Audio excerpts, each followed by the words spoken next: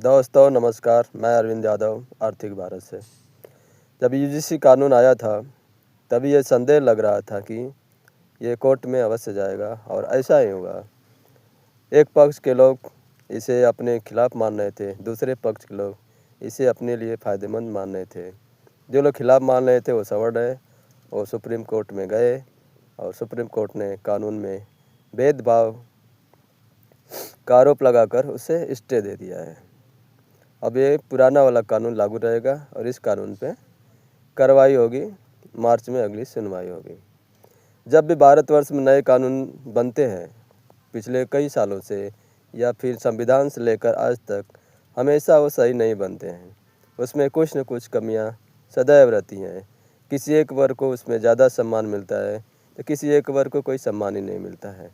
यानी कि निष्पक्ष भाव से कानून भारत में नहीं बन रहे हैं।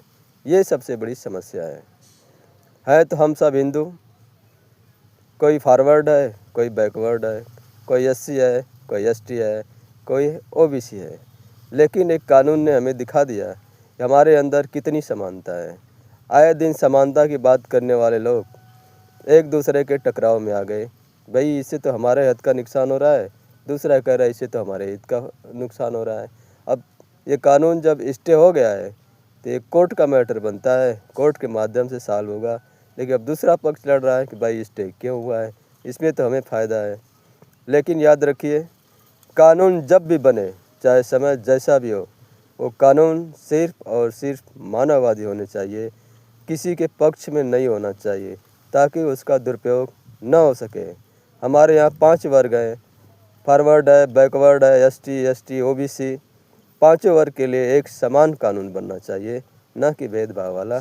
और एक कानून कोर्ट में चला गया है, बहुत ही अच्छा है, क्योंकि इसमें जो कमियां होगी उस पर बहस होगी, फिर से वो उसके सही कर करके यूजीसी लागू होगा और अवश्य लागू होगा। लेकिन सबके लिए यूजीसी एक समान होगा।